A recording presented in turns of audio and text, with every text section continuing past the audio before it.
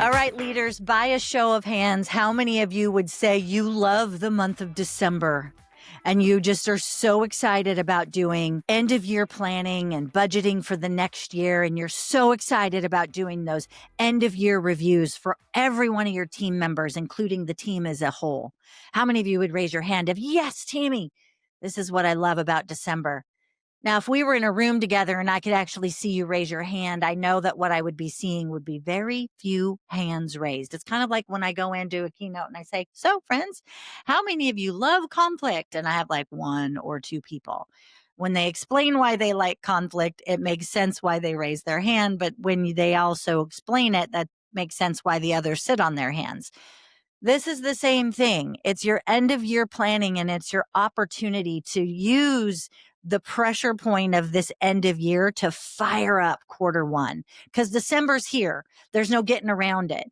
And while December is the most emotionally loaded month at work, there's budgets and there's bonuses and there's burnout and there's end of year reviews. And then there's the resentment, kind of a little bit of veiled resentment by people that are still at work in December because so many folks let all their annual leave build up. So they take a whole bunch of time before they, use it or lose it before the end of the year. So you're kind of understaffed. And listen, the great leaders that I know use this month as an opportunity to clear out their workplace sandbox and set it up for success in Q1. And that's what I want to talk with you today.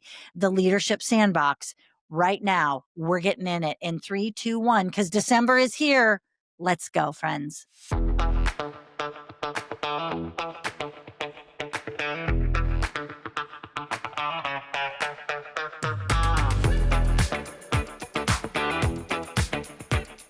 Listen, if your December is just a survive and hope that January is better month, you've already set quarter one on fire and not in a good way.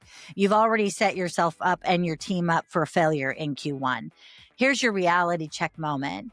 If engagement is sliding, especially with your managers, this is your opportunity to turn it around quickly before the end of the year. Gallup did a study this year and they report that global employee engagement dropped to around 21% in 2024, costing an estimated $438 billion with a B in lost productivity. And some of the research also says that 70% of team engagement is tied to the manager. Manager engagement, however, has fallen from just 30% to now 27%. That's a huge, if you think about that, if employee engagement is tied to the manager and manager engagement has fallen, that means you can double the fall number for the employee side of it because the ripple effect has a longer impact for those that are on the team. And here's the bottom line of it.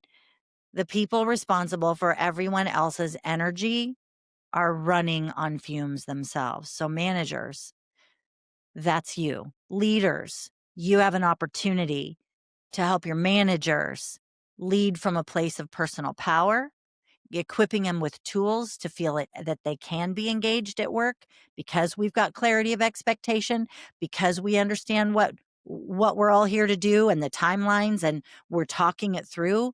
I was here's a fun story. I was working with someone. We have a little project happening here at the house, and I was working with two of the guys that were put on site with nothing in writing. They were just simply sent a text message of what they needed to do. And there was nothing other than that text message of, point and shoot style delivery of managing. And I went out to discuss with them the project that they were working on at our home. And I was asking questions they didn't have the answers to. And I said, well, don't you have the project plan? Because all of this was decided and determined. And I was giving them details and they said, oh man, we don't have those. I have a text message with your address and told to come build this and that it would make sense when we got there. And so I don't have any other details than that. And I was promptly moved to get on a call with the project manager to let them know that they needed to come on site because their team was struggling to do the job that I understood needed to be done, but he wasn't here project managing. So, hey, project manager, come manage this project. He showed up within about 40 minutes and turned it around. But what I found to be interesting is It happens on job sites, it happens in your offices, where your team is put on a task without the clarity of what the end is supposed to look like, and we make some assumptions around that, and it's that unspoken expectation that people are leaving jobs over, and it's burning them out, and your managers, your middle managers are stuck trying to figure out how to navigate it, and they're not getting the support and they need from above to be able to help manage it. So when you've got people that are running jobs for you and they're running on fumes just trying to get by with what they think, kind of hope and a prayer, those jobs aren't going to turn out as well as you want. And ultimately, when I hear from the owner of the company that says, yeah, our jobs are down this year and we've actually lost revenue this year greater than we have in previous years, the way the job sites are being run might be one of those reasons. So it's a bold conversation I get to have with someone else. But my point is, why would you set your team up that's out representing your company? Why would you set your team up that's there representing you as a leader for failure by unspoken expectations that you have? So if you have an unspoken expectation in December, let's change that, because 85% of workers report burnout symptoms, which is a study by Reed. That's in the Times right now. And one of the surveys that was in there said that 73% of Gen Z and 70% of millennials are looking to change jobs with burnout as a key driver. And the reality is, this December, the endless urgent requests that I like to say a fire for you does, or an emergency for you does not a fire for me make. That's one of those endless urgent requests that come up, causes your people to be fatigued. Leaders stacking last minute projects to use up a budget, right? I see that one a lot, especially for our government partners, or if you have government funding in any way, you're trying to get through it because, again, it's a use it or lose it. Well, that's just poor planning for the rest of the year. So let's set up Q1 that we don't do that. Let's actually plan out how we're going to budget throughout each quarter and use it accordingly, so it's not a hurry up firestorm when it comes to the end of the year. And employees trying to close the year and still show up for their lives is a reality in December. Their lives of the holidays, their lives of sometimes holidays can have a traumatic response for employees. And if you don't know that because you're not engaged in dialogue with them to understand it, it can actually be causing a pretty epic burnout in your team and have a ripple effect you may not want. So all of this can be solved by better planning, right? By better conversations and better questions that you ask. Why is that important? Because as you're closing out 2025 and you're going into 2026, it's important that you set yourself up for success in that Q1. And the way you do that is how you finish December. There are 3 conversations that I want you to have before December 31st. I want you to have the year in truth conversation. It's not about having a formal annual review right now. It's just simple, straight talk. What worked? What didn't? Let's clarify it. Where did I make your job harder?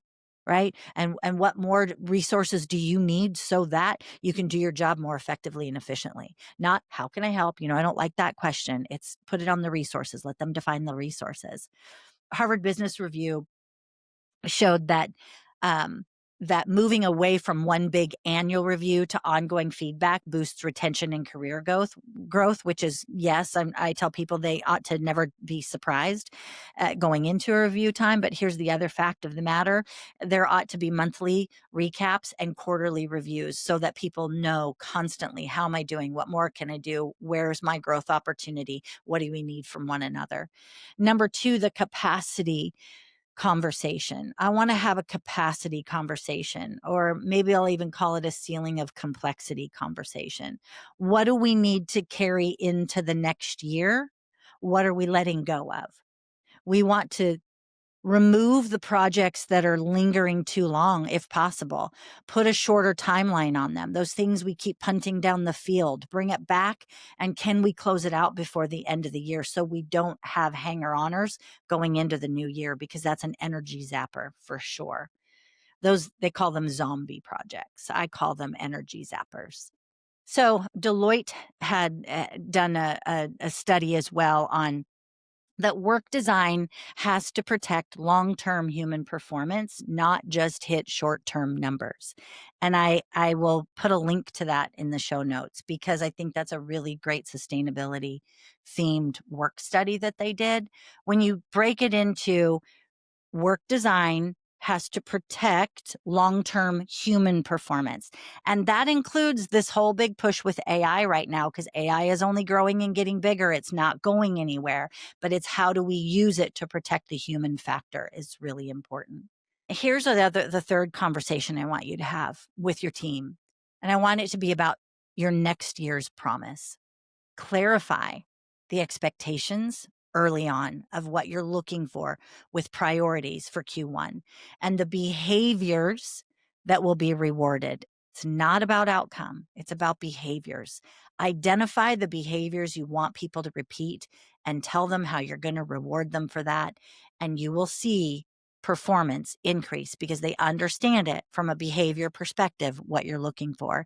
And I want you to set a one team experiment for Q1. I want you to set it with a new meeting cadence. Maybe there's a hybrid rhythm. Maybe there's a new communication rule in meetings. But I want you to come up with something that's an experiment for Q1 with the clarity of what you want as a goal at the end result. We say communication is lacking in our team. Okay, then let's talk about what good communication looks like, and let's have a check-in at each of our weekly team meetings, how we're doing on a scale of 1 to 5 with communication. What's missing? What do we want more of? What do we want less of? That is a simple way to find out how your communication is doing, and do that all through Q1 and see what the end result is. I guarantee you're going to probably be surprised by the outcome. If you're consistent, it's on you, leader. And here's a little script that I want you to steal. I want you to, this is a great statement for you to share this December. Hey team, I'm less interested in squeezing one more project out of you this month and more interested in how we walk into January together. What's that look like from your perspective? And then you can also follow up with this. Tell me one thing I can stop doing as your manager, as your supervisor, as your leader that would give you more energy in the coming year. What's one thing? And then this, third and final. If we only achieve 3 things in the first quarter of 2026 and do them well, what should they be? If we only achieve 3 things and we do them all well, we win, right? We're winning with those 3 things. What should they be? So here's what I'm going to gift you. I want to gift you with this, friends. This is your time of year to be a truth teller with your team, to not get stressed out about it's the end of year and we've got all these things that have to be done before the year. Time block your calendar, set up the cadence for you to move through swiftly and with the energy level your team needs to see. If you want to have a meltdown and behind closed doors so your team doesn't see it, because everyone's feeling a unique pressure. And I'll also go back to, you never know what people are facing in their personal life if you don't ask. And some of what you might be seeing in the pressure from people is because of things that they're personally going through. Take time to be real. It only takes 5 minutes, 7 minutes of a conversation with each team member to just get real with them about what you want, what you need, how are they, what do they want, right? What resources do they need so that they can set up Q1 to be a firestorm of success and not a dumpster fire like we've had in years past. Hey, I'm Tammy J. Bond. Thanks for joining me in the Sandbox this fine December day. I am grateful for the time that you're investing in yourself because I know that leadership is not something you're born with. It's something that you grow into. And you took time to grow into that next level of leadership in the Sandbox today, and I'm grateful. As you finish out 2025 and head into 2026, the amount of time that you put and thoughtful energy that you put into your planning process and your people between now and the end of the year will set you up for greater success in the new year. Make it a great day, and God bless you.